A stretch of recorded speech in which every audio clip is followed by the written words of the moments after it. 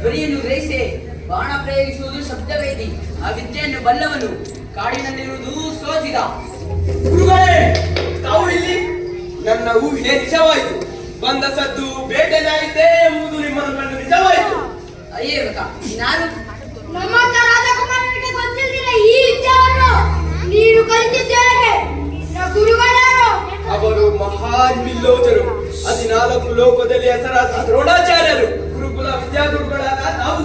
ಗುರುಗಳೇ, ಅರ್ಜುನ, ಈಗ ನೆನಪಾಗುತ್ತಿದೆ. ಕನಸಿನಂತೆ ಕಳೆದ ಜನ್ಮದ ಕಥೆಯಂತೆ ಎಲ್ಲ ಅರಿವಿಗೆ ಬರುತ್ತಿದೆ. ನೀನು ಅದನ್ನು ಕಂಡ ಬೆಡರೊಳಗೆ ಏಕಲವ್ಯ ಅಲ್ಲವೇ? ಬಹಳ ಸಂತೋಷ ಏಕಲವ್ಯ. ನನ್ನನ್ನು ಮೀರಿಸಿದ ಬಿಲ್ಲುಗಾರನಾಗಿದ್ದೀಯ. ಗುರುಗಳೇ, ಎಂತ ಮಾತನಾಡಬಿಟ್ಟಿರಿ? ಏಕಲವ್ಯ ನಿಮ್ಮನ್ನು ಮೀರಿಸಿದ ಬಿಲ್ಲುಗಾರನೇ. ಜಗತ್ತಿನಲ್ಲಿ ಶ್ರೇಷ್ಠ ಬಿಲ್ಲುಗಾರನಾಗಿ ಮಾಡುತ್ತೇನೆಂದು ನೀವು ನನಗೆ ಕೊಟ್ಟ ಭಂಗವಾಯಿತೇನು? ಏಕಲವ್ಯ, ನಾನು ನಿನಗೆ ಗುರುವೇ ಬಾದೆ. ನೀನು ಬೇಡಿಕೊಂಡಾಗ ಹೊರಗಟ್ಟಿದ ನಾನು ಗುರುವೇ. ಹೌದು, ತಾವೇ ನನ್ನ ಗುರುಗಳು. ಮನೆಯಲ್ಲಿ ನಿಂತು ಗುರುವಿನ ಶಕ್ತಿಯನ್ನು ಅರಿಯುತ್ತಾ ಹೋದೆ. ಪ್ರತಿಮೆಯನ್ನು ಮಾಡಿ ಅದರ ಚೇತನು ನನ್ನ ದೇಹ ಮನಸ್ಸುಗಳ ಅಂಗುಲಂಗುಲದಲ್ಲೂ ತುಂಬಿಕೊಂಡೆ.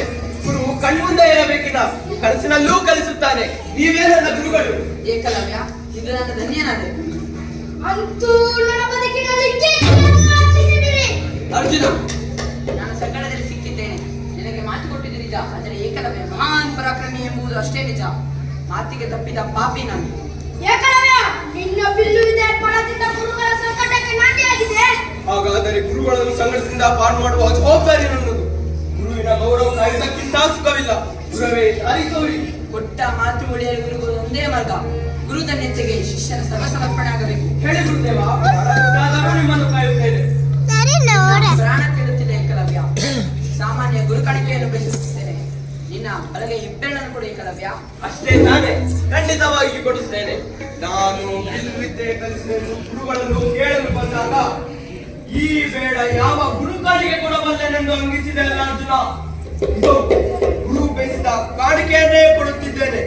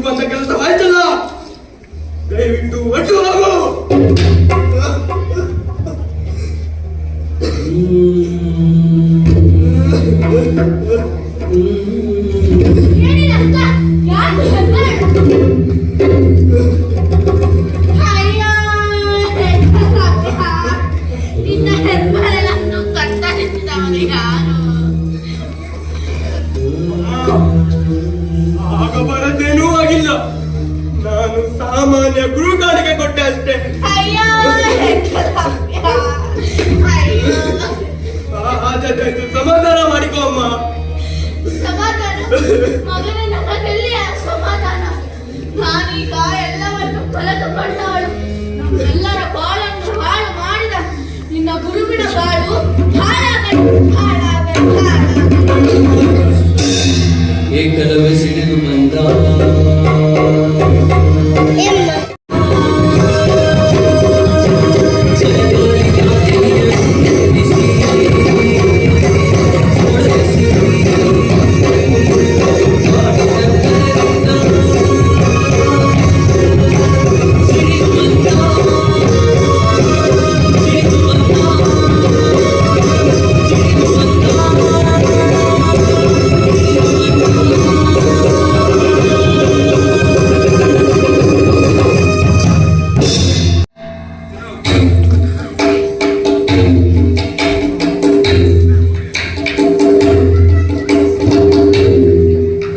ಏಕಲವ್ಯ, ನನ್ನ ಗುರುತು ಸಿಕ್ಕಿದೆ.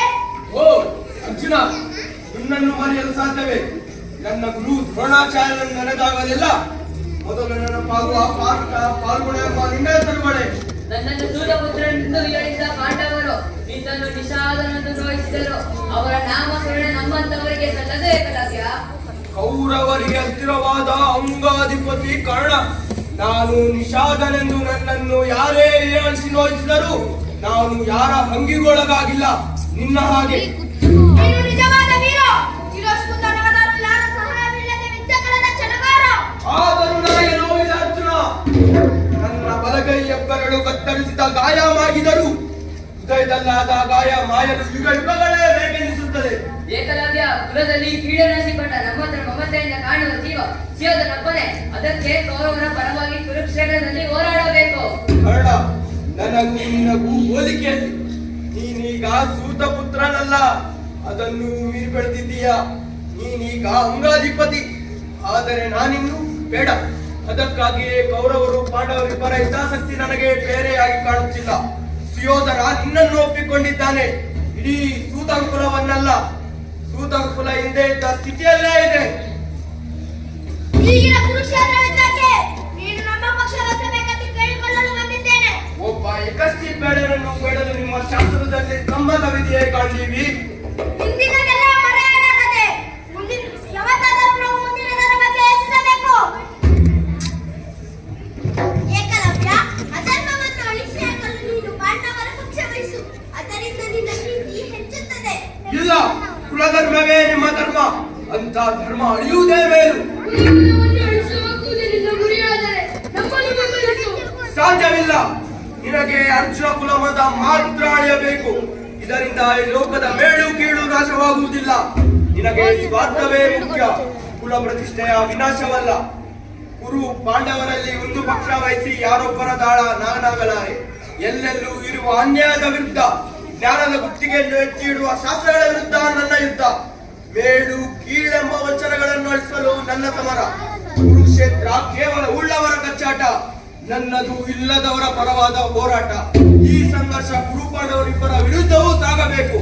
ಆಗಲೇ ತುಳಿತಕ್ಕೆ ಸಿಕ್ಕಿದವರ ಬಾಳಿನಲ್ಲಿ ಬೆಳಕು ಮೂಡುತ್ತದೆ. ಕಡೆಗಣಿಸಲ್ಪಟ್ಟವರ ಬದುಕಿನ ತೋಟದಲ್ಲಿ ಸಮರ